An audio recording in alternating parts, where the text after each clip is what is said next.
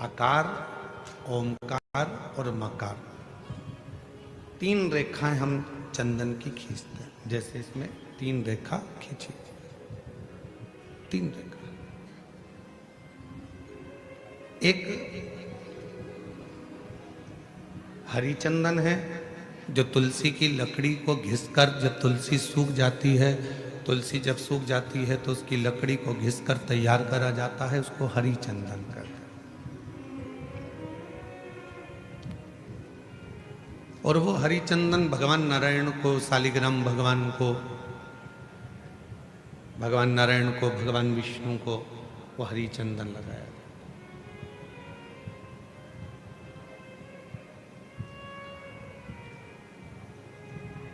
हरी चंदन का लेपन किया जाता है। और वो हरी चंदन भी बड़ा काम का है महाराज। जब शालिग्राम भगवान को हरी चंदन लगाते हैं, हरी चंदन का लेपन करते हैं, या एक बिंदी भी हरी चंदन की लगाते हैं, और यदि वो हरी चंदन का एक छोटा सा अंश मात्र भी हम लेकर आए, और जिसको दमे की शिकायत होती है, श्वास की शिकायत होती है, चढ़ने में चलते चलते हाँपड़ी भरा जाती है, हाँप भरा जाती है, डॉक्टर ने कह दिया कि फेफड़े 70%, 60%, 80% खराब हो गए हैं, काम नहीं कर रहे, उस व्यक्ति के हृदय पर, वक्ष स्थल पर यदि वो हरी चंदन का लेपन जो शालिग्राम भगवान पर, भगवान श्री हरि पर, राम जी पर, ठाकुर जी पर, कृष्ण पर, लड्डू गोपाल पर जो आपने किया है, उसको यदि हम लगाना चालू करते हैं तो उसको भी फिर चलने में तकलीफ नहीं आती और फेफड़े उसके काम करना प्रारंभ कर देते हैं। वो हरी चंदन की भी एक प्रथा है।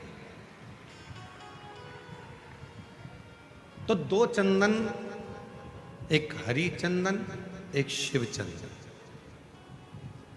जम के बोलेंगे सभी लोग। हरी चंदन काय से बनता है? तुलसी की लकड़ी से।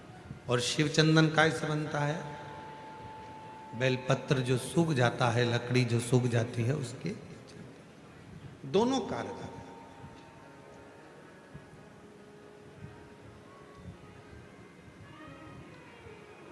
और तेरी पूजन को भगवान बना मन मंदिर,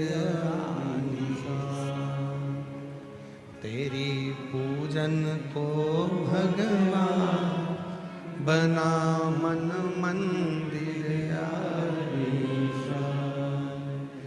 घिस घिस चंदन तुझे लगाऊं, नित नित तुझको रोज मनाऊं, घिस घिस चंदन तुझे लगाऊं। हे भगवान, नित तेरे को मैं मनाऊं, घिस घिस चंदन रोज लगाऊं, नित नित भोला तुझे मनाऊं, घिस घिस चंदन रोज लगाऊं, नित नित भोला तुझे मनाऊं, तेरी पूजन को भगवान बना मन मंदिर, तेरी पूजन को भगवान बना मन मंदिर, बना मन मंदिर आलीसा, तेरी पूजन को भगवान बना मन मंदिर आलीसा, तेरी पूजन को भगवान। नित्य पूजन का एक फल। आज सनातन धर्म पर लोग उंगलियां उठाते हैं। आज सनातन धर्म पर लोग आक्षेप लगाते हैं कि तुम पत्थर की पूजन करते हो। आज सनातन धर्म पर लोग उंगलियां उठाते हैं कि तुम मंदिर जाते हो, जल चढ़ाते हो, पत्थर पर जल ढोलते हो। एक एक साइंस के एक एक उद्देश्य को यदि उठाकर पढ़ोगे तो पूरा साइंस हमारे सनातन धर्म की प्रधानता बताता है, और सनातन धर्म में जितनी पूजन की पद्धति है वही साइंस ग्रहण करता है, वही साइंस। आज दुनिया के लोग इस साइंस वाले कई लोग कह देते हैं हम सनातन को नहीं मानते, ये सब आडंबर है, सब पाखंड है, सब ढोंग है। नहीं,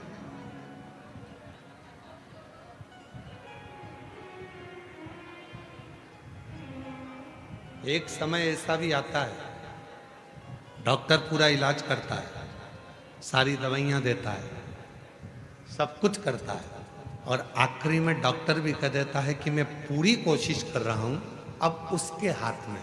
मतलब डॉक्टर को भी मालूम है कि एक डॉक्टर और बैठा है, वो काल अधिपति महाकाल कहीं ना कहीं बैठकर इस कार्य को कर रहा है। एक और बैठा है, कोई संभालने वाला एक और बैठा है।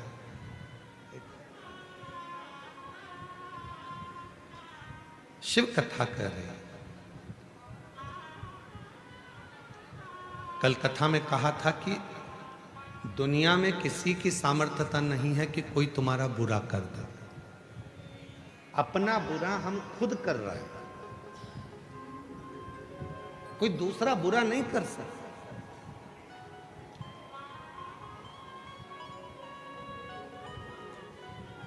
किसी की सामर्थ्यता नहीं हो सकती कि कोई तुम्हारा बुरा कर दे।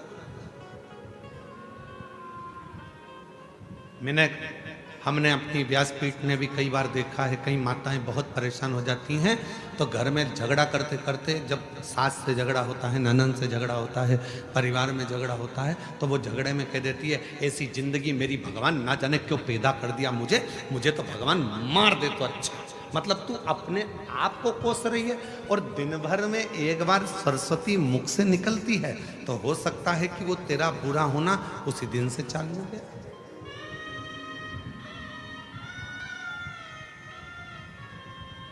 कई बार पुरुष, मेरे जीजा हुन भी जब परेशान हो जाते हैं तो कहते हैं भगवान ये शरीर तो भगवान तूने ऐसा दे दिया। कई माताएं दिन भर बैठी बैठी सोचती रहती हैं कहीं मुझे ये बीमारी तो नहीं हो गई, मेरे शरीर में गठान हो गई, कहीं मुझे ये वाली बीमारी तो नहीं हो गई, मेरे को भोजन नहीं पच रहा तो मुझे ये बीमारी तो नहीं हो गई, मेरी आंखें दुख रही हैं तो आंखों में ये बीमारी तो नहीं हो गई, मेरी कमर से चलते नहीं बन रहा तो मेरा कहीं गुरिया तो नहीं खसक गया, मेरा घुटने से चलते नहीं बन रहा, मेरा घुटना तो बेकार नहीं हो गया, कहीं घिस तो नहीं गया। प्रत्येक स्त्री पुरुष आज के समय में प्रत्येक व्यक्ति अपने लिए ही बुरा सोच रहा है। मेरे को ये तो नहीं हो गया, मुझे ऐसा तो नहीं हो गया, मुझे वैसा तो नहीं हो गया, और दिन भर वो जब अपने बारे में गलत गलत गलत गलत सोचता है तो उसको अपने आप शरीर में गलत होना प्रारंभ हो जाता है। और जिसने ये सोच लिया कि मुझे कुछ भी नहीं हुआ, फिर तो परमात्मा ऐसी कृपा करता है कि कुछ हो भी रहा होता है तो परमात्मा उसको अच्छा करता है।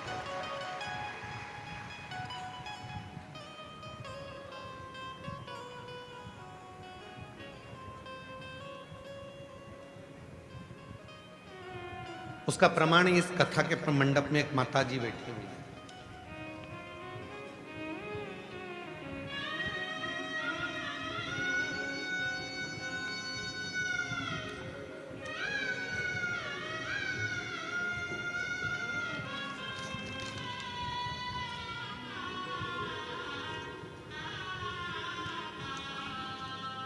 मेरा नाम शीतल राकेश जाधव है। मैं महाराष्ट्र के भुसावल खड़का की रहने वाली हूँ। मेरा मोबाइल नंबर ये है, कहीं बैठी हों तो हाथ हिला सकती हैं। मेरा नाम शीतल राकेश जाधव है। मैं महाराष्ट्र के भुसावल खड़का की रहने वाली हूँ। आप ही हैं? आ जाओ, आ जाइए। बच्चा हो साथ में तो उसको भी लेकर आइए। मेरी शादी को 13 साल हो गए थे, पर मुझे संतान का सुख प्राप्त नहीं हुआ। मेरी शादी को 13 साल हो गए थे, संतान का सुख नहीं प्राप्त हुआ। डॉक्टरों के पास बहुत इलाज किया, डॉक्टरों ने यह कहकर मना कर दिया कि मुझे संतान प्राप्ति नहीं होगी। मैंने भुसावल, सूरत, नासिक बहुत से डॉक्टरों के पास इलाज किया। उन्होंने कहा था कि मुझे आईवीएफ टेस्ट ट्यूब भी करना होगा। फिर मैंने आपकी कथा के बारे में बड़ी बहन से जाना और भोले बाबा के मंदिर जाना चालू करके सुबह 1 लोटा जल चढ़ाती, आस्था चैनल पर बाबा की कथा सुनती तथा पशुपति उपास करती, सफ़ेद आंकड़े की जड़ का प्रयोग करा और बाबा की कृपा से 16 अगस्त 2022 को पहली बार कावड़ भरी सीहोर में जाकर। बाबा ने ऐसी कृपा करी गुरुदेव, कावड़ में मन लग गया। 5 पंडाल कथा सुनने का ऐसा महत्व मुझे मालूम पड़ा, तो मैंने 5 पंडाल की कथा सुनी और 5वां पंडाल जब पूरा हुआ तो मेरा गर्भ ठहर गया। गर्भ ठहरा और बाबा की कृपा से 4 जून 2025 को मेरे घर में संतान ने जन्म लिया। 4 जून 2025 को 13 साल के बाद मेरे घर में संतान ने जन्म लिया। पर जन्म के कुछ देर बाद कुछ ही समय निकला और मेरी तबीयत ज़्यादा खराब हो गई और खराब होने पर मेरा किडनी, लीवर सब डाउन होने लगा। तब मेरा डायलिसिस चालू हो गया।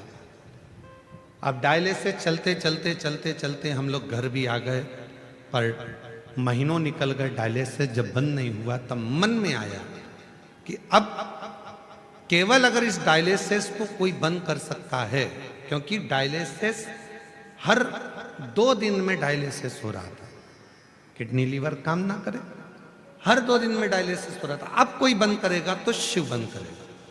तभी मैंने अपने परिवार वालों से कहा कि मुझे शिवजी पर चढ़ा हुआ जल लाकर देना चालू करो और डायलिसिस अब बाबा के भरोसे छोड़ दो।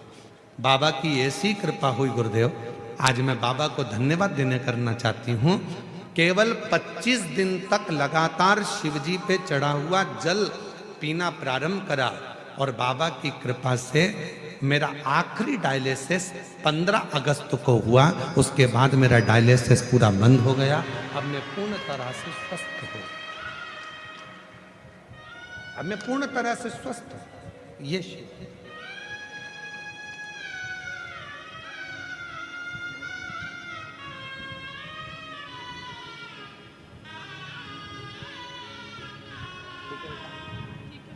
शंभू, बाबू बाबा बाबा बाबा बाबा शंभू शंभू, चल प्रणाम करो, जोरदार ताली बजाओ। 13 वर्ष के बाद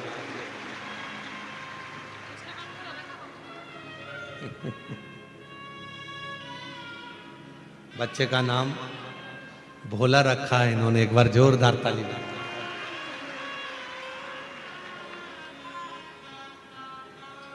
और तेरी कृपा बिना न हिले एक भी अणु, लेते हैं श्वास तेरी कृपा से तनु तनु। बखान क्या करूं मैं राखों के ढेर का, चपटी भभूत में खजाना हे गंगाधार मुक्ति द्वार ओंकार तू, भोले ओंकार तू, आयो शरण तिहारी शंभो द्वार कर तू। बुरा कौन कर रहा है हमारा? हम खुद। किसी दूसरे की सामर्थ्यता नहीं हो सकती जो तुम्हारा बुरा कर। बुरा कर रहे हैं हम हमारा खुद। अच्छा सोचिए, अच्छा विचार करिए, अच्छी सोच रखिए। फिर किसी की सामर्थ्यता नहीं हो सकती कि कोई तुम्हारा बुरा कर।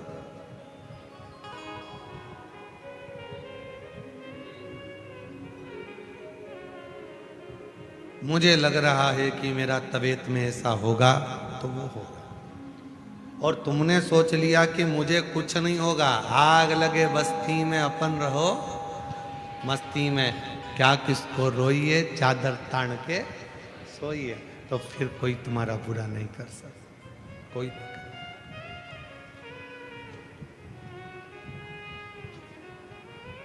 चंद्रदेव की कथा चल रही है, चंद्रशेखर चंद्रमौली शिव महापुराण की कथा चल रही।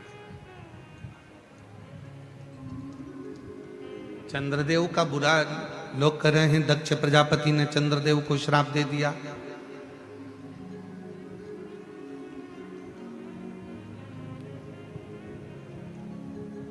चंद्रदेव को काया का रोग हो गया,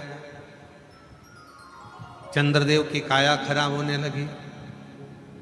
लोग कर, पर चंद्रमा को यदि दक्ष प्रजापति का श्राप लगा है तो इसमें गलती किसकी है? चंद्रमा की। 27 कन्याओं के साथ में विवाह हुआ है, 27 कन्याओं को एक दृष्टि से देखना चाहिए, एक दृष्टि। पर चंद्रमा केवल एक रोहिणी को सबसे ज्यादा प्यार करते हैं, प्रेम करते हैं, बाकी के 26 पत्नियों पर ध्यान तक नहीं देते। तो गलती खुद की है, श्राप तो लगेगा। कितना सुंदर प्रसंग आता है,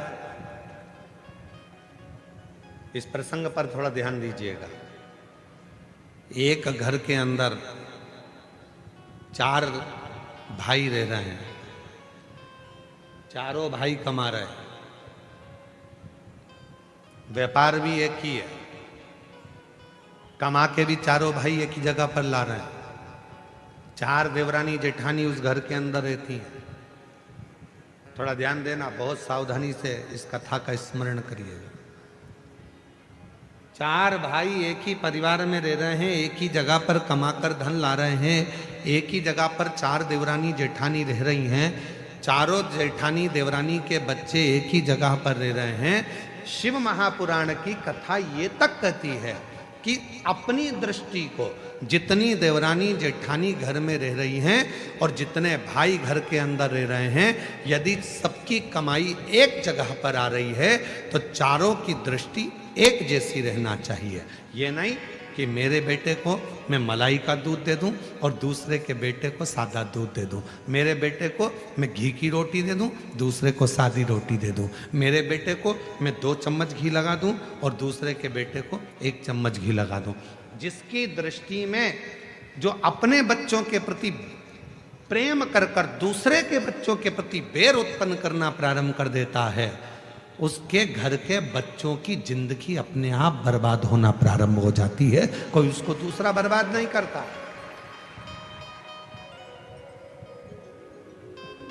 अब ये बात हमने एक बार कथा में कही तो एक बहन जी ने लिखकर भेजा, तो क्या हम हमारे बच्चे के लिए अच्छा नहीं सोच सकते? सोचो, मना कौन कर रहा है? पर जब तुम एक जगह पर रह रहे हो तो सबके प्रति सब बच्चे तुम्हारे, सब बच्चे। एक बार हमने कथा में कहा था, सबसे ज्यादा नरक में कौन जाता है? याद है आप लोगों को? बोलो तो जम के। सबसे ज्यादा नरक में कौन जाता है? तो एक बार हमने कथा में कहा था, सबसे ज्यादा नरक में जाता है प्रसाद बांटने वाला।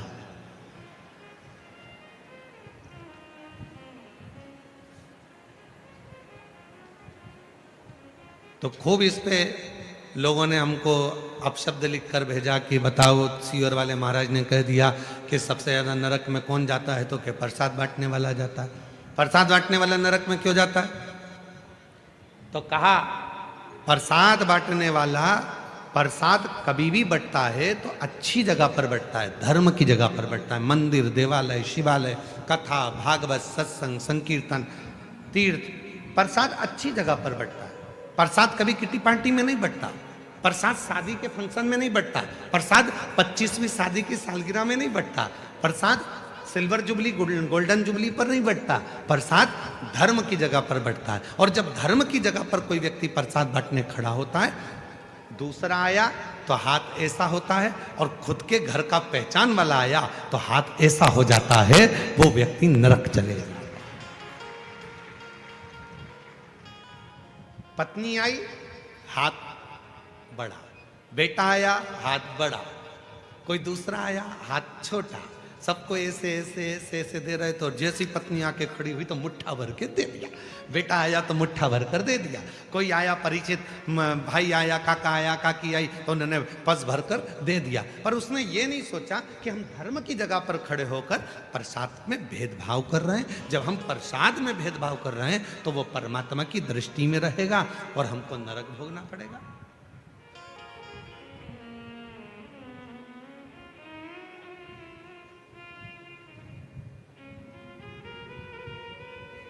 इसलिए सावधान रहना। धर्म की जगह पर, सत्कर्म की जगह पर, मंदिर, शिवालय, देवालय, सारी जगह पर एक बराबर, एक जाजम में, एक आनंद के साथ प्रसाद का वितरण होना चाहिए।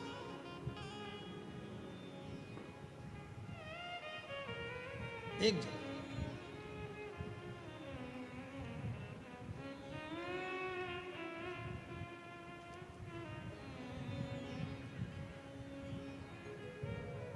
शेगांव के गजानन जी महाराज,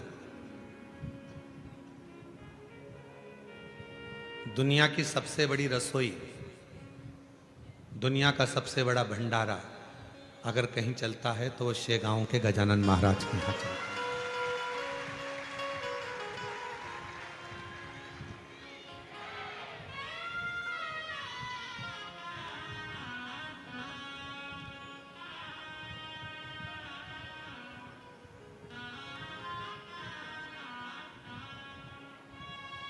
लगभग 28 साल पहले की बात है।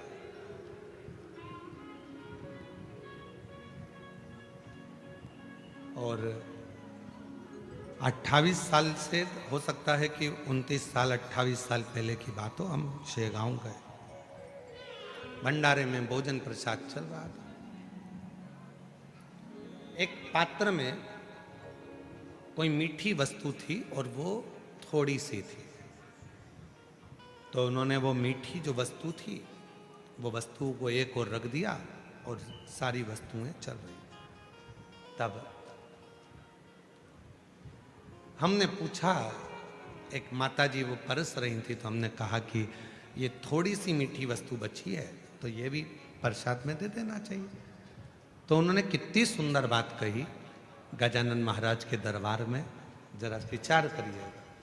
उन्होंने कहा कि हम ये अगर ये थोड़ा सा सामान 2-4 लोगों को देंगे, 2-4 भक्तों को देंगे, और बाकी के भक्त यदि उस प्रसाद को नहीं ले पाएंगे और उन तक वो प्रसाद नहीं पहुंचेगा तो उसका दोष हमको लगेगा।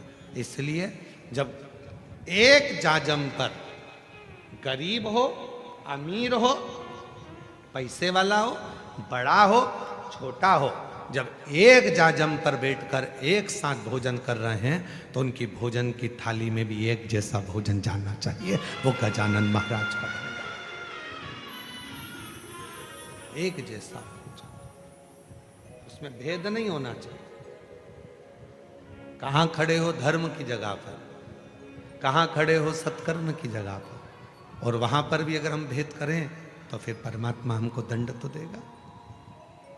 इसीलिए पहले भी कहा, मत बुरे कर्म कर वरना पछताएगा, भगवान की आंखों से तू बच नहीं पाएगा, तू बच नहीं पाएगा। अरे ओ अज्ञानी मत करना, अरे ओ अज्ञानी मत करना,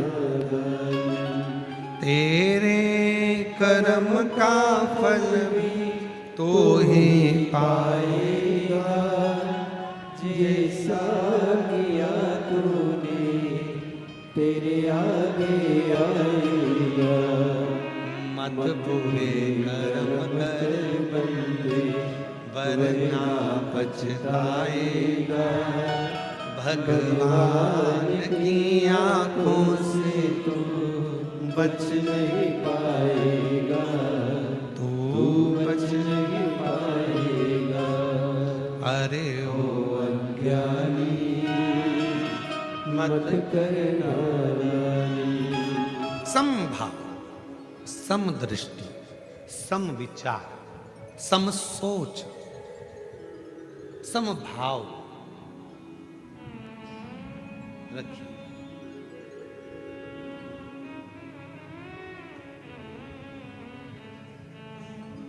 आज के जमाने में लोगों की सोच दो मुखी हो गई। अपने लिए अच्छा सोचना, दूसरे के लिए बुरा सोचना। मेरा बेटा डॉक्टर बने, कलेक्टर बने, इंजीनियर बने, कमिश्नर बने, आईजी बने, डीआईजी बने, दूसरे का बेटा कुछ ना करे। और अगर वो बढ़ भी गया तो मन दुख रहा है कि वो क्यों बढ़ ना।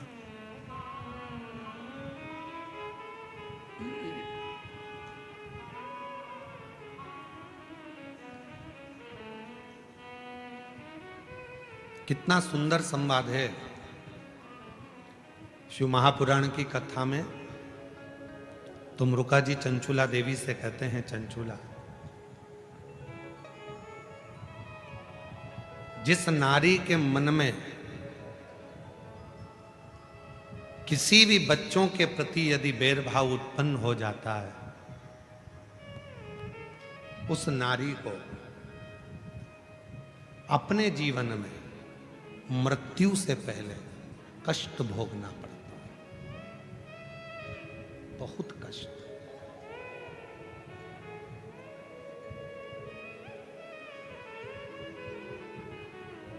उठाओ पूरा रामचरितमानस का चरित्र।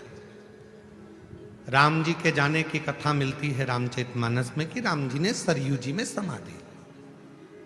लक्ष्मण जी के जाने की खबर मिलती है, भरत जी के जाने की खबर मिलती है, शत्रुघ्न जी के जाने की खबर मिलती है, मां जानकी जी के जाने की खबर मिलती है, यहां तक भगवान कृष्ण के भी जाने की खबर द्वापर में मिलती है। राधा रुक्मणी जी के जाने की भी खबर द्वापर में मिलती है। आप सब विद्वान बैठे हो, सब विद्वान हो, ऐसा नहीं कि आप में विद्वत्ता नहीं है। आप में से किसी को मालूम हो कि मंथरा कब गई, कैसे गई, मंथरा के प्राण कैसे छूटे, मंथरा का शरीर कैसा छूटा? अगर आप लोगों को किसी को मालूम हो तो हमको जरूर लिख के भेजना कि मंथरा ऐसे मरी थी। जिस समय पर भरत जी महाराज को मालूम पड़ा कि मंथरा ने भगवान राम जी को वन भेज दिया, क्रोध में आ गए भरत जी महाराज मंथरा के ऊपर, पर मंथरा को कुछ नहीं कहा। क्या क्यों? इस राम जी आए वनवास से वापिस, मंथरा सामने खड़ी थी और मंथरा ने हाथ जोड़कर राम जी से कहा था कि मुझे आप मृत्यु दंड दे दो, मैं मर। राम जी ने कहा, मां क्यों ऐसी बात करती हो कि मृत्यु दंड दे दो? तब लक्ष्मण जी ने कहा, भैया ये मंथरा जिसने तुम्हें 14 वर्ष के लिए माता कैकई से कहकर वन पहुंचाया था, आप मंथरा को मृत्युदंड क्यों नहीं दे देते? ये कितने घर में जाएगी और कितने घर फोड़ेगी और कितने घरों में वनवास कराएगी। भगवान लक्ष्मण जी ने जब कहा, राम जी ने समझा कर कहा, लक्ष्मण कुछ मत बोल, सबको अपने कर्म का दंड भोगना पड़ता है। इस मंथरा को अगर मैं मृत्यु दंड दे भी दूंगा तो ये तुरंत मर जाएगी, पर इसके कर्म का भोग अभी इसको पृथ्वी पर रहकर भोगना पड़ेगा। जब मौत आएगी उससे पहले इसको भुगतना पड़ेगा। ये मृत्यु का कर्म है, मृत्यु।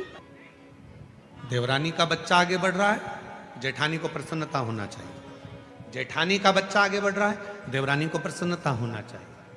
कोई अग्रण्य जा रहा है, प्रसन्नता रहो। घर में हाँ यदि तुम अलग मकान में चले गए, तुम्हारा मकान अलग हो गया, तुम्हारी कमाई अलग हो गई, तुम्हारा घर अलग हो गया, उसके बाद अपने बच्चे के लिए सोचो, मना नहीं। पर जब सामूहिक रूप से रह रहे हो, एक जगह पर रह रहे हो, एक जगह पर खा रहे हो, एक काम चल रहा है, एक व्यापार चल रहा है, एक जगह पर सारा परिवार रह रहा है, तो सबके लिए सोचना, सबके लिए श्रेष्ठ सोचना, सबके लिए अच्छा विचार करना।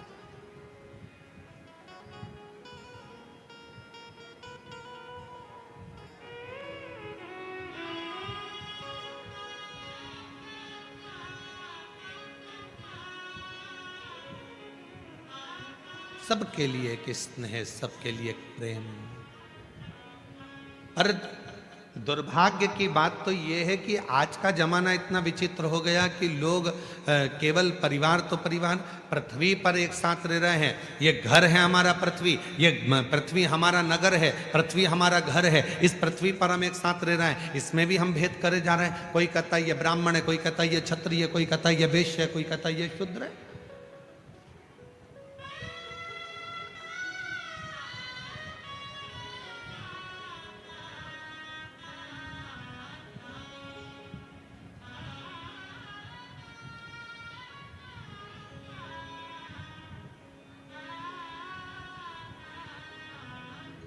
पर ऐसा कौन सा मनुष्य संसार में पैदा नहीं हुआ जिसको भगवान ने ब्राह्मण, क्षत्रिय, वैश्य, शूद्र बनाकर पैदा ही नहीं करा।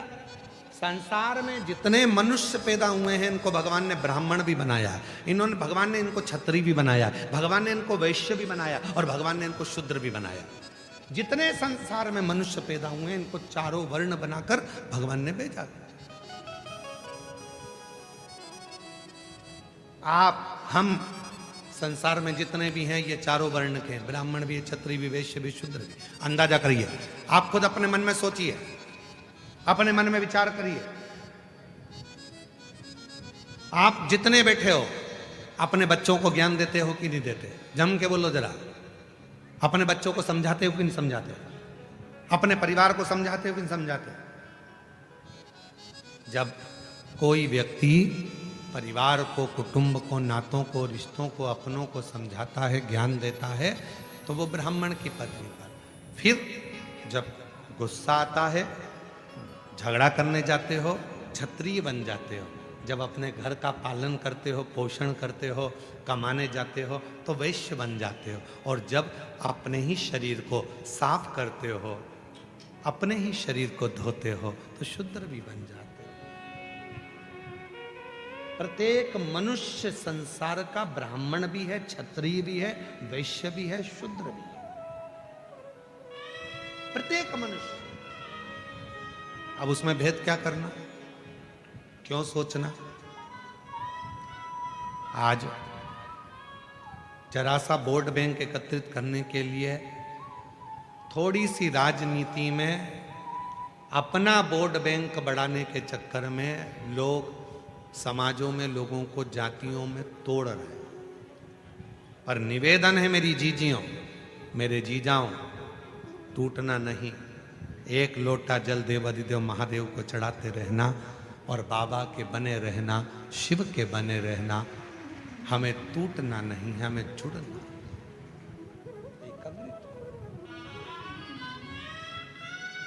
कौन पूछा तुमसे? एक मंडप के नीचे, एक पंडाल के अंदर बैठे, आप में से कोई ब्राह्मण होगा, आप में से कोई क्षत्रिय होगा, आप में से कोई वैश्य होगा, आप में से कोई शूद्र होगा। एक मंडप के अंदर बैठे, कोई किसी से नहीं पूछता कि तुम कौन हो। पानी पिलाने वाला नहीं पूछेगा, भोजन कराने वाला नहीं पूछेगा। भोजन के मंडप में जाना और जहाँ पर ये भूसावल की समिति भोजन करा रही है वहाँ जाकर आप भोजन करना। कोई नहीं पूछेगा कि आप ब्राह्मण हो, क्षत्रिय हो, वैश्य हो, शूद्र हो। वहाँ तो ये एक बात पूछेंगे, कथा में आयो, कथा सुनने आए, शिव जी के भक्त हो। वहां पर केवल एक आवाज निकलेगी, श्री शिवाय नमस्तुभ्यम। वहां ये नहीं पूछा जाएगा कि कौन ब्राह्मण, कौन क्षत्रिय, कौन वैश्य, कौन शूद्र। वहां तो ये पूछा जाएगा, आप भूखा? भूखे को भोजन, प्यासे को पानी, जय बाबा बता। वहां तो केवल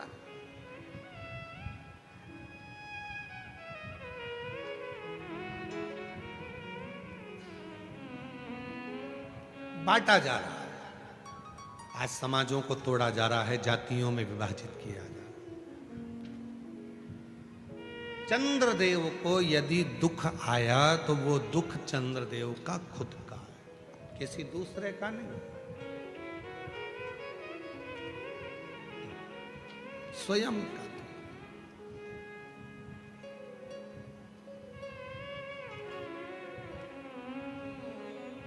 अब देखिए चंद्रदेव ने दुख कैसे प्राप्त करा, जरा ध्यान देना इस कथा पर। चंद्रशेखर चंद्रमौली शिव पुराण भुसावल में चल रही है, ध्यान दीजिए। दुख कैसे प्राप्त करा चंद्रदेव ने? देवताओं की सभा लगी थी,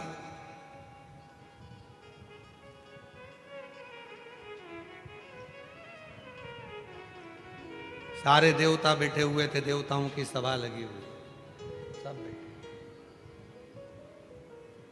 चंद्रदेव का आना हुआ,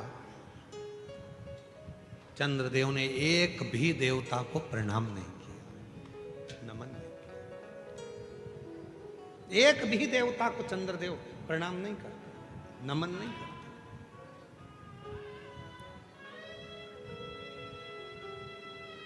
चंद्रदेव को भगवान विष्णु को प्रणाम करना था, ब्रह्मा जी को प्रणाम करना था, इंद्र को प्रणाम करना था, पर चंद्रदेव एक भी देव। और तो और थोड़ी देर बाद देवादिदेव महादेव आकर बैठे तो चंद्रदेव, सारे देवता उठकर खड़े हो गए। भगवान विष्णु भी, महादेव आए तो उठकर खड़े हो गए, भगवान ब्रह्मा भी उठकर खड़े हो गए, सब उठे, सबने। इंद्र भी उठे, ब्रह्मा भी उठे, विष्णु भी उठे, पर चंद्रदेव ने अपना सिंहासन नहीं छोड़ा। किस लिए?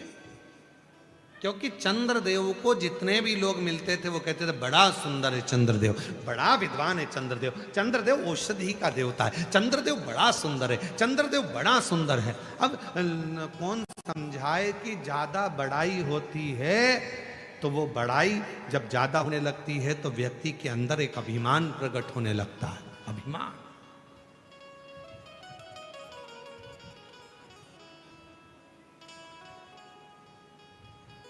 इसीलिए हम आपसे भी कहते हैं पशुपति व्रत करो, 4 बार कर लिए, 3 बार कर लिए, 5 बार कर लिए, 10 बार कर लिए, तो भी किसी से मत कहना कि मैंने इतने व्रत करे। मेरे बराबर कोई नवरात्रे का व्रत नहीं रखता। मैं नवरात्रे में व्रत रखती हूँ, देवी जी का व्रत रखती हूँ, एक लौंग खाकर व्रत रखती हूँ, एक जरा सा पानी पीकर व्रत रखता हूँ। मैं भगवान का व्रत ऐसे करती हूँ, मैं एकादशी का व्रत ऐसे करती हूँ, मैं प्रदोष का व्रत ऐसे करती हूँ, मैं पंडरीनाथ का व्रत ऐसे करती हूँ, मैं पशुपति व्रत ऐसे करती हूँ, मैं 16 सोमवार का व्रत ऐसे करती हूँ, मैंने 5 बार 16 सोमवार करे, मैंने 10 बार ये वाला व्रत करा।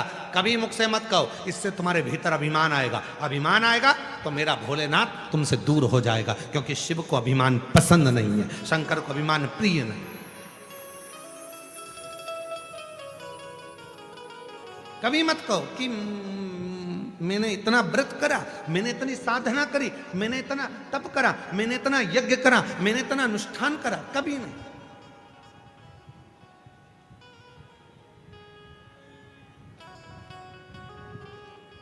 यहां पर कई माताएं आती हैं, आकर कहती हैं गुरुजी हमारा ये काम बाबा ने कर दिया।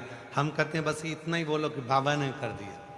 कभी सीवर वाले बाबा का नाम नहीं कि मिश्रा जी आप या प्रदीप जी आप, ना ना ना, प्रभु आपकी कृपा से सब काम हो रहा है, आपकी कृपा से सब काम हो रहा है। करते हो भोले बाबा मेरा नाम हो रहा है, करते हो भोले बाबा मेरा नाम हो रहा है। और भोले आपकी कृपा से सब काम हो रहा है। प्रभु आपकी कृपा से सब काम हो। एक पत्र है, अच्छा पत्र।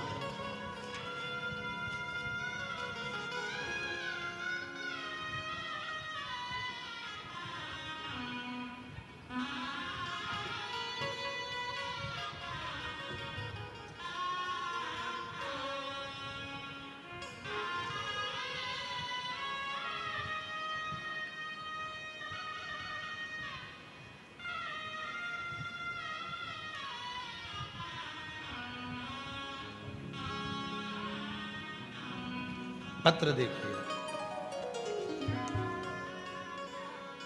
सो रीता संतोष सरोदे।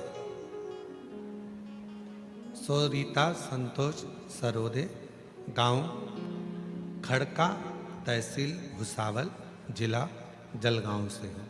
कहीं बैठी हो तो हाथ हिला सकती हैं। अगर कहीं बैठी हो तो हाथ हिला सकती हैं। सो रीता संतोष सरोदे, गांव खड़का, तहसील भुसावल, जिला जलगांव से हो। कहीं बैठी हो, आप ही हैं, ठीक है।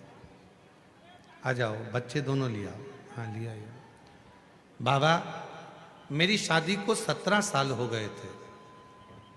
मुझे संतान का सुख नहीं था।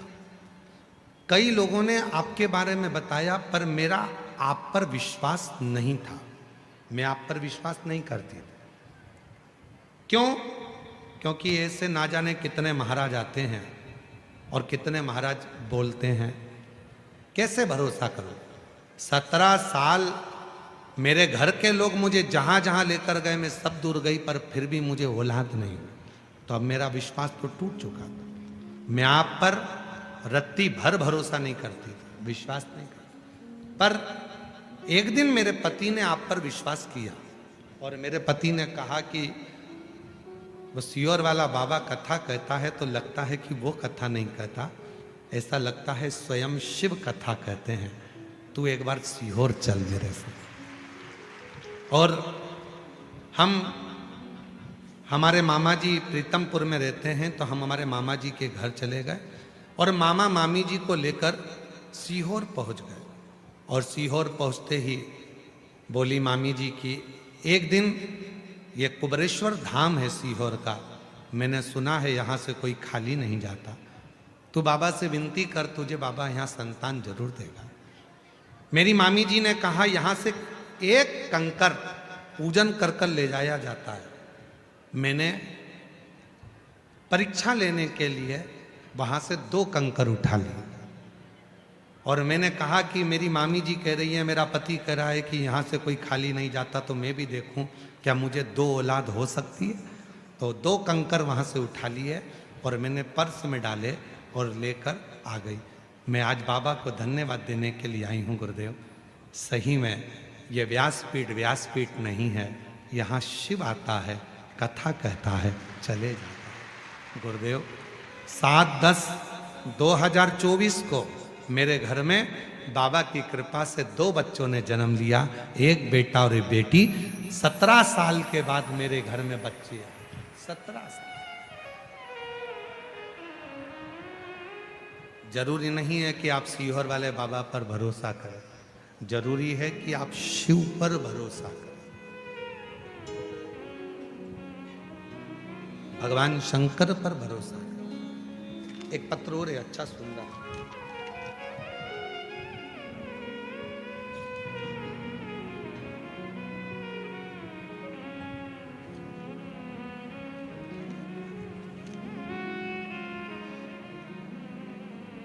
पहले फोटो देखो उस व्यक्ति का जिसको डॉक्टर ने हाथ उठा दिए और जवाब दे दिया कि ये नहीं बचेगा। भोजन कर रहा था घर में बैठकर, रोटी का निवाला मुख में रह गया और चक्कर खाकर नीचे गिर गए और हॉस्पिटल में लेकर गए तो बेल्टी पर पटक दिया। शरीर पूरा बेकार हो गया। डॉक्टर ने जवाब दे दिया ये नहीं रहेगा, थोड़ी सांस चल रही है, तब तक ठीक है, तब तक ठीक है। पत्र देखिए। मेरा नाम सो निर्मला समाधान ठाकुर, रहने वाली भुसावल महाराष्ट्र से हूँ। कहीं बैठी हो? मेरा नाम सो निर्मला समाधान ठाकुर, भुसावल की हैं। कहीं बैठी हो तो हाथ हिला सकती हैं। और अगर पति साथ में आया हो, जिनका फोटो लगाया है, अगर वो साथ में आए हो तो उनको भी ला सकते हैं। हमारे भोले बाबा ने हमारे परिवार पर शंकर की ऐसी कृपा हुई कि सन 2024 में महीना जनवरी में मेरे पति की अचानक ऐसी तबीयत बिगड़ी, वो खाना खाते समय उनका निवाला मुंह में रह गया और वो बेहोश हो गए। मुंबई के नामांकित अस्पताल वालों ने भी उन्हें दाखिला करने से मना कर दिया। जैसे तैसे एक अस्पताल में दाखिल किया। चेकअप के बाद डॉक्टर ने बताया कि पेशेंट के फेफड़े 80% डैमेज हो गए हैं और सारा शरीर, चाहे वो किडनी से जुड़ा हो, लीवर से जुड़ा हो, सब बेकार हो चुका है। शरीर काम नहीं कर रहा है। बाबा सब रोने लगे। आप उपचार करिए। 8 दिनों तक इलाज चलता रहा पर इलाज काम नहीं करा, क्योंकि डॉक्टर ने कह दिया था कुछ भी शरीर में। 3 बजे अस्पताल में से फोन आ गया कि आपका पेशेंट की तबीयत और ज्यादा सीरियस हो गई है, सभी प्रकार की कोशिश हो चुकी है, अब आप उन्हें घर लेकर चले जाओ। सारी कोशिश पूरी हो चुकी है, घर लेकर जाओ। तब मैं और मेरा बेटा बेटी अस्पताल के लिए निकल जाते हैं। समय बाबा से प्रार्थना की और मंदिर में जाकर शिव जी को जल चढ़ाकर उसी जल को रुमाल में गीला कर कर हॉस्पिटल में पहुंच गए। शरीर को लेने के लिए हॉस्पिटल से गए थे कि बॉडी लेकर आना है, और वही शरीर के ऊपर गीला रुमाल रोते रोते डॉक्टर जब इधर उधर हुए तो उस रुमाल को शरीर पर लगा दिया। लगाते से ही श्वास आना प्रारंभ हुई। आईसीयू में ले जाकर दाखिल करा। शरीर ने काम करना प्रारंभ करा और बाबा की कृपा से आज मेरे पति पूर्ण तरह से स्वस्थ हो गए, जिनका दूसरा फोटो मैं पीछे लगा रही हूँ। ये दूसरा फोटो, जिनका दूसरा फोटो मैं पीछे लगा रही हूँ, अब पूर्ण तरह से स्वस्थ होकर वापस घर पर आ। दूसरा कहीं बैठे हो तो आ सकते हैं, आ जाइए।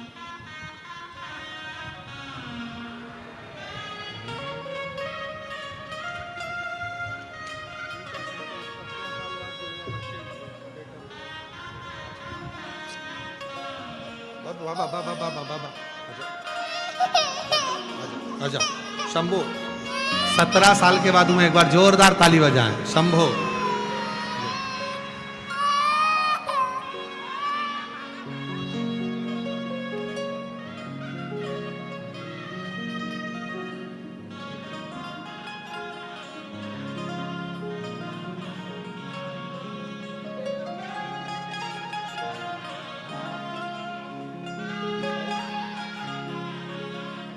दीदी कह रही है भरोसा बिल्कुल नहीं था।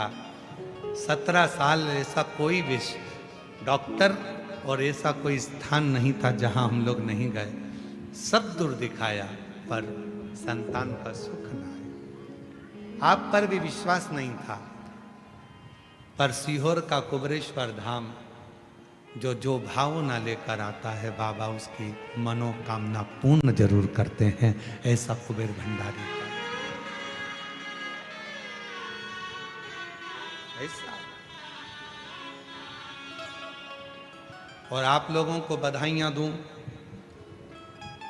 2026 का रुद्राक्ष वितरण का कार्य 15 मार्च से प्रारंभ हो रहा है, जो पूरे वर्ष वितरण होगा। बधाई।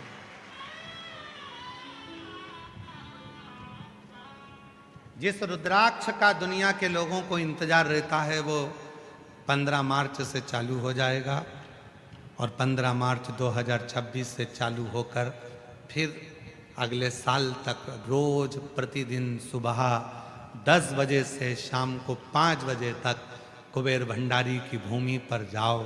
कुबेरेश्वर धाम पर जाकर कंकर शंकर पूजन करो, हाथ फैलाकर अपने लिए अपनी कामना कर कर रुद्राक्ष लो और उस रुद्राक्ष को धारण करो। पानी में गलाकर तांबे के कलश में रात भर रखकर सुबह शिव जी को चढ़ाकर उसका आचमन करो। तुम्हारे शरीर के लिए भी श्रेष्ठ हो। अपने गले में कुबेरेश्वर धाम का एक रुद्राक्ष जरूर धारण करो। जरूर। कौन कौन पहना है रुद्राक्ष? हाथ उठाओ जरा। सभी पहने? अरे वाह, रखो रखो, शिव कृपा। पहनना चाहिए।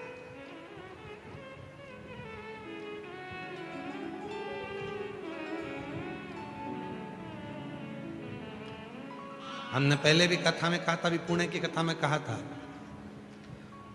सुंदर होगे तो आप पर लुच्चे की नजर होगी, गले में सोने की चैन होगी तो चोर की नजर होगी, और गले में रुद्राक्ष होगा तो शिव की नजर होगी।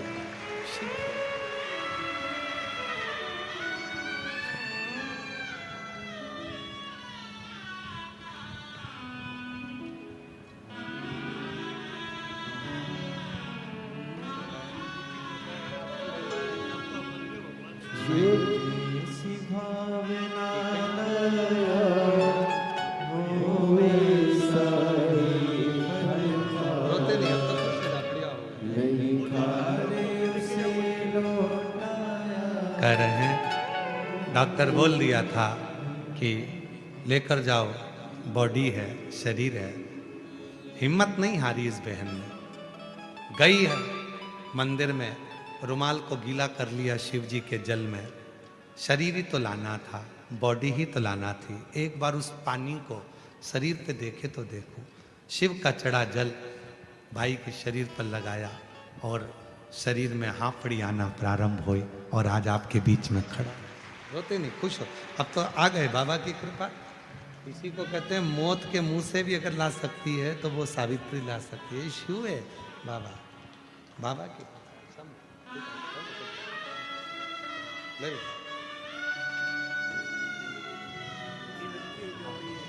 बधाई बेटा, आपने अपने पापा के लिए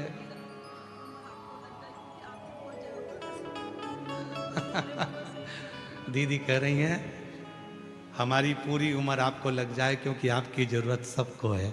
ऐसे कई लोग हैं। शिव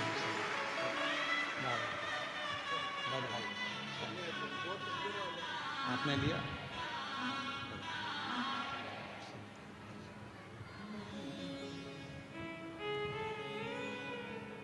और जो जैसी भावना लाया वो वैसा ही फल पाया। नहीं खाली उसे लौटाया।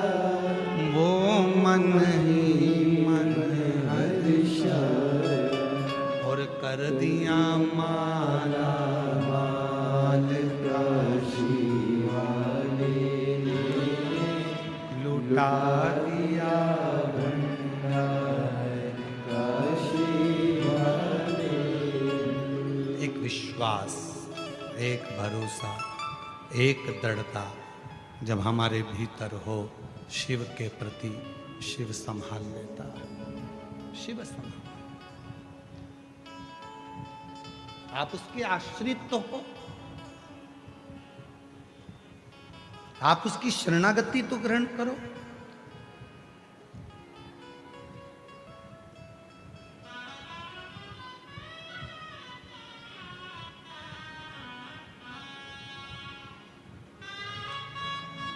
और जिस दिन मेरे भोले बाबा की शरणागति आप ग्रहण करते हैं, जिस दिन मेरे शंकर को आप अपना पिता मानने लगते हैं, तो वो कार्य पूर्ण करता है। कार्य क्यों आए हो? इतनी चिलचिलाती हुई धूप है, गर्मी है, बहुत तेज गर्मी पड़ रही है, बहुत बहुत धूप है, बहुत गर्मी। और पंडालों में जगह नहीं है, सारे पंडाल फुल पड़े हुए हैं। इतनी गर्मी आप सह रहे हो, इतनी गर्मी में बैठकर आप कथा सुन रहे हो, इतनी गर्मी में पैदल चलकर यहाँ तक पहुँचे हो। सीहोर वाले महाराज के लिए नहीं आए, आप उस देवाधिदेव महादेव के लिए आए हो, शिव के लिए। और जब आप उस महादेव के लिए यहाँ तक पहुँचे हो, तो एक दिन आपका दुख दूर करने के लिए वो महादेव भी आपके दरवाजे तक जरूर पहुँचे। और जब आपके भीतर समर्पण का भाव हो, तो शिव क्यों ना स्वीकार, शिव क्यों ना स्वीकार।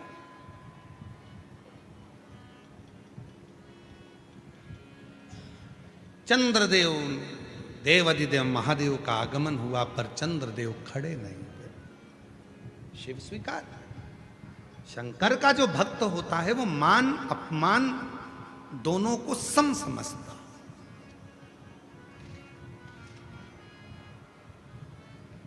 शिव का अगर सच्चा भक्त है तो वो मान और अपमान दोनों को समझेगा, दोनों को समझेगा। कई कई माताएं कहती हैं हमारे रिश्तेदार के यहाँ गए थे, उन्होंने हमारा आदर नहीं करा, सम्मान नहीं करा। नहीं करा। तुम शंकर जी की भक्त होना, शिव जी को एक लोटा जल चढ़ाती होना, तो क्या सोचना शंकर भगवान का इतना अपमान हुआ तो शिव जी ने क्या स्वीकारा? मान अपमान दोनों सम लेकर चलता है, वही जिंदगी में बहुत आगे बढ़ता है। वही भगवान शंकर को देवों के भी देव महादेव कहते हैं, सारे देवताओं को देवता कहते हैं, पर भगवान शंकर को देव अधिदेव महादेव कहते हैं। महादेव उसी तरह जैसे श्रीमद् भागवत, विष्णु पुराण, भविष्य पुराण, अग्नि पुराण, नर्मदा पुराण, कूर्म पुराण, लिंग पुराण, ये सारी पुराणों की गिनती में आती है, पर केवल एक पुराण ऐसी है जिसको महासंबोधन से संबोधित किया गया, वो शिव महापुराण है। शिव महासंबोधन से जिसको संबोधित किया, महादेव के रूप में जिसको पूजा गया, महादेव के रूप में जिसको धारण किया गया, वो शिव है। सम्मान दिया तो ठीक है, अपमान किया तो भी ठीक है, बराबर है, ठीक है, हो ठीक है।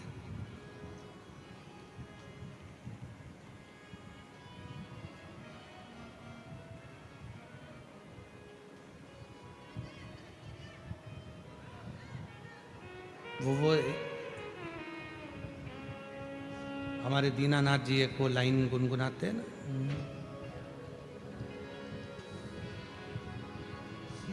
जो शिव नाम होठों पे चढ़ गया तो समझो जीवन सवर गया रे, तो समझो ये जीवन सवर गयो रे। भगवान शंकर का नाम जब जिह्वा पर आए, होठों पर आए, मुख पर आए, समझ लेना मेरे शंकर भगवान आपका कल्याण करना प्रारंभ करना चाहते हैं, इसलिए आपके मुख पर शिव नाम। और आज एक बात और कहना चाहते हैं, इस भूसावल की भूमि पर आप लोग उसको स्वीकार करना, इस बात को। जितने आस्था चैनल पर कथा सुन रहे हैं, जितने फेसबुक यूट्यूब पर कथा सुन रहे हैं, जितने भूसावल की पवित्र धरा पर कथा सुन रहे हैं, माँ ताप्ती के तट पर बैठकर जो ये पवित्र शिव महापुराण की कथा को श्रवण कर रहे हैं, अपने भीतर उतार कर रखना, तुम्हारी कोई सहेली, तुम्हारी कोई बहन, तुम्हारा कोई रिश्तेदार, तुम्हारे कोई अपने जब तुम्हें शंकर जी के मंदिर में जाने की प्रेरणा दें और तुमसे कहें कि शंकर के मंदिर में जाकर एक लोटा जल चढ़ाया करो, तुम्हारा कोई रिश्तेदार, तुम्हारा कोई दोस्त, तुम्हारी कोई सहेली जब तुम्हें शंकर के मंदिर तक ले जाए, शिव के मंदिर भेजना प्रारंभ कर दे, तो समझ लेना वो दोस्त नहीं, स्वयं शिव आया है, और रिश्तेदार नहीं, स्वयं शंकर आया है, और वो तुम्हारा हाथ पकड़कर तुम्हारे दुख को समाप्त करना चाहता है, इसलिए तुम्हें शिव तक लेकर जा रहा है, शंकर तक।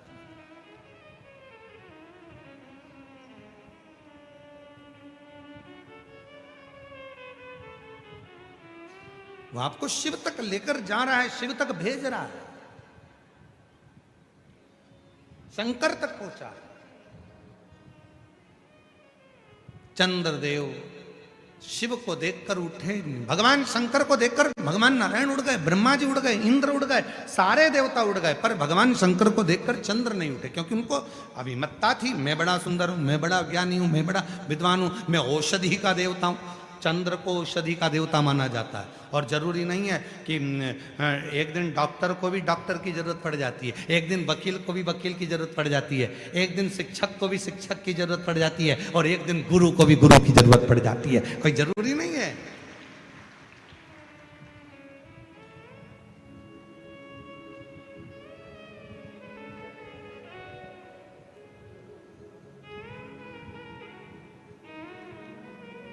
चंद्रदेव औषधि के देवता हैं, और जब बीमार पड़े, दक्ष प्रजापति ने श्राप दिया, पूरा शरीर गलने लगा, तो उनकी औषधि काम क्यों नहीं हुई?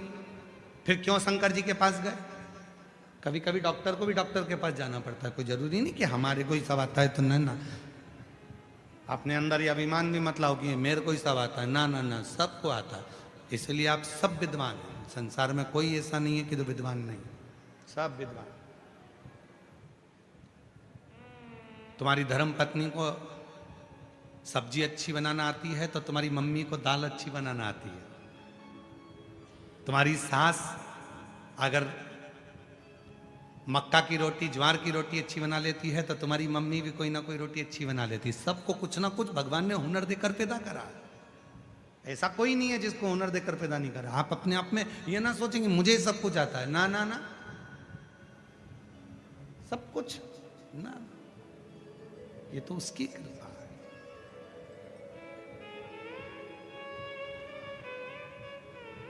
और कितनी सुंदर बात रामचरितमानस में मिलती है। कहा, हनुमान जी तुम्हारे पास में वो बल है कि पूरी सेना को तुम समुद्र के उस पार ले जा सकते हो, पूरी सेना। हनुमान जी ने मन में सोचा कि ये सब मुझे ही महान बना रहे हैं, हनुमान हनुमान हनुमान हनुमान। हनुमान जी ने सोचा कि केवल मुझे महान मत बनाओ, जो राम जी के काज में आ गया वो सब महान है। तो हनुमान जी ने कहा कि केवल मैं ही नहीं कि मैं तुम सबको सेना को उस पार ले जाऊं, हमारी सेना में नल नील ऐसे हैं जो राम नाम लिखे पत्थर भी अगर हाथ लगाकर फेंक देते हैं तो वो पत्थर भी तैर जाते हैं। हनुमान जी ने उनको भी महत्व बता दिया, उनको भी महत्व। और कितने विद्वान थे हनुमान जी महाराज, जरा विचार करिएगा। हनुमान जी की विद्वत्ता पर थोड़ा ध्यान दीजिएगा कि हनुमान जी महाराज कितने विद्वान थे। राम राम लिखे पत्थर पानी में डाले जा रहे थे, पत्थर तैर कर समुद्र में उधर इधर सब जगह जा रहे थे। एक पत्थर उधर जा रहा, एक पत्थर उधर जा रहा, सारे पत्थर एक साथ आ ही नहीं रहे थे। तो पुल कैसे बने? राम जी ने मन में विचार करा, इस पुल को बनाने के लिए एक काम करना पड़ेगा। नल और नील को बिठाया, नल से कहा तू रा लिख, और नील से कहा तू मां लिख। रा का पत्थर पानी में फेंका और मां का पत्थर पानी में फेंका। रा का पत्थर और मां का पत्थर दोनों अपने आप एक दूसरे से चिपकते चले गए और पुल बनकर तैयार हो गया और सारी सेना पार। अगर केवल राम लिख देते तो पत्थर इधर जाता उधर जाता उधर जाता उधर जाता, पर इन्होंने विद्वत्ता धारण करी। एक में रा लिखा, एक में मां लिखा, दोनों को जुड़ गए, अपने आप जुड़ते जा रहे थे। राम राम राम राम फिक्स होते चले जा रहे थे। फिक्स, इधर रा इधर मां, फिक्स रा मां, फिक्स रा मां, फिक्स, दोनों इकट्ठे होते गए, पुल बनकर तैयार हो गया। पहले राम राम लिखकर छोड़ रहे थे तो एक उधर जा रहा था, एक उधर जा रहा था, पकड़ के लाओ जब तक पुल बनेगा। तो उन्होंने विचार करा हनुमान जी ने, एक में लिखो रा, दूसरे में लिखो मां, अपने आप चिपक जाएंगे, राम हो जाए, पुल बन के तैयार।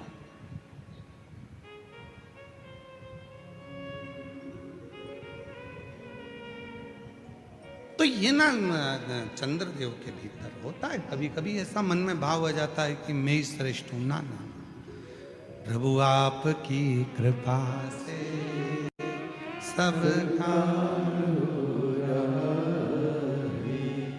करते हो भोले बाबा, मेरा नाम हो रहा है, करते हो भोले बाबा, मेरा नाम हो रहा है, भोले आपकी कृपा से सब काम हो रहा है, शंभु आपकी कृपा से सब काम हो रहा है। कोई नहीं करता, करने वाला शिव है, केवल शिव।